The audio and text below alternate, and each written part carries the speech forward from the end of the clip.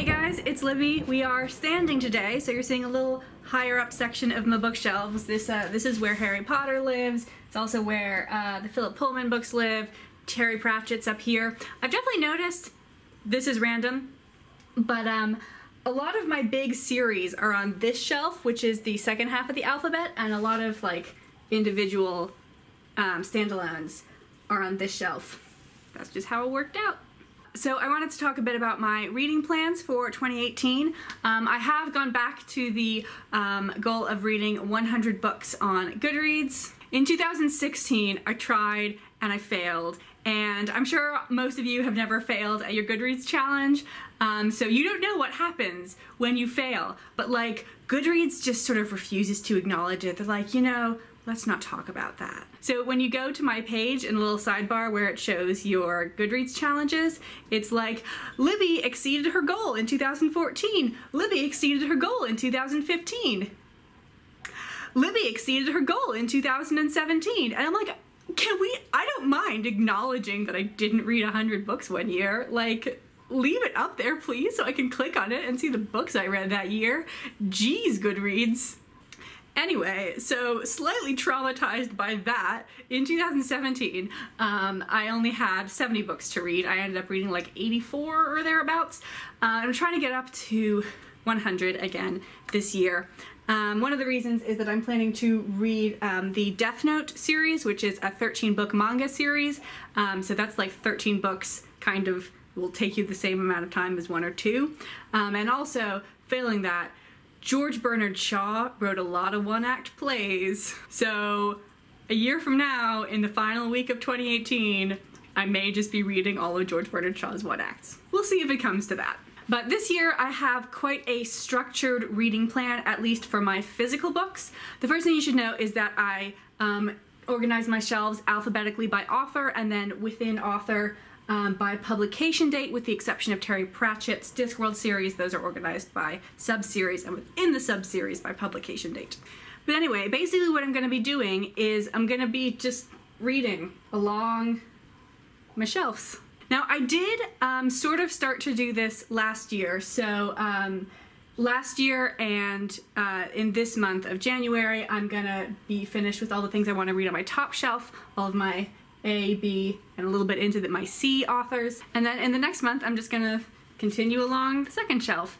I've decided that I think I can get through one shelf of physical books every 3 months. So this is my February, March, April shelf, and this is my May, June, July shelf. I'm not being like super strict about like how many I need to get through in a certain time and like planning it all out, because otherwise I'd have to be reading Margaret George's The Autobiography of Henry VIII with notes by his full Will Summers, which is the longest book that I own. It's a little bit deceptive because the paper is really thin, but this is like almost 1,000 pages.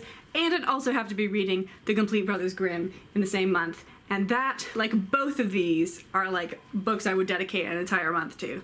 But this is just basically a way for me to have a plan for what I'm going to read next. Because normally, like, I don't really care. I rarely feel the urge to read one specific book. I'm like, I just want to keep reading, guys. Now, I'm not planning to read every book that I own.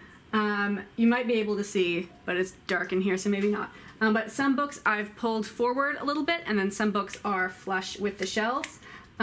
So I basically went through, and every book that I haven't read yet, I pulled forward like half an inch. And then I went through and pulled out all of the books that I haven't reread in a while, and I would like to again. And a while depends on what book it is. So like The Meaning of Night was one of my favorite books, and it was actually my favorite book until I read Rebecca.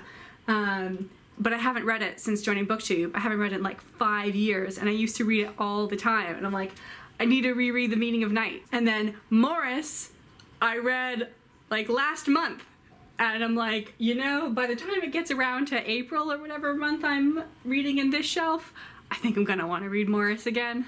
And I'm planning to get through 40 to 45 of my physical books, and then the rest of my 100 book Goodreads challenge will come from things I read digitally and audiobooks. and those are mainly going to be classics. You guys may have noticed that although I read a lot of classics, I don't own a lot of classics, and that's because like you can get them for free in the public domain, and I only have but so much money to spend on books, so I'm going to spend it on the ones that I can't get for free online. So what I decided when I was reading all of my naturalist drama last year was that I really enjoy reading books like I'm in college again, like I'm taking a college course on something. So when I dive into a new area of literature, I want to dive straight into the deep end and read like 5, 10, if they're short, 15 works from that sort of literary region. So what I'm doing right now with my classics, the course I am assigning myself, if you will, is 18th century novels. I had previously read only 2 18th century novels, the first one being Pamela by Samuel Richardson, which is awful, and the second one being The Castle of Otranto by Horace Walpole, which is the first Gothic novel. Already this month I finished Castle Rackrent by Maria Edgeworth, and right now I'm reading Belinda by Maria Edgeworth, which are technically published in the 19th century, 1800 and 1801, but they're still very 18th century type novels. And honestly, I gotta say, I don't love them. I don't think I'm going to particularly like 18th century literature, but I am interested in it. Like, I'm interested in the history of the novel, and you can read as many monographs and as many Wikipedia articles on the history of the novel as you want, but it's not going to do the same thing as actually going back and reading early novels, and the 18th century is when the novel sort of started to kick off as a genre. So I think over the next couple of months I'm going to be reading a lot of books where I don't particularly like each individual book that I'm reading, but I am enjoying the general process of learning about 18th century literature. Oh my god, I'm such a nerd. Anyway, thanks for watching, guys. Have a great 2018.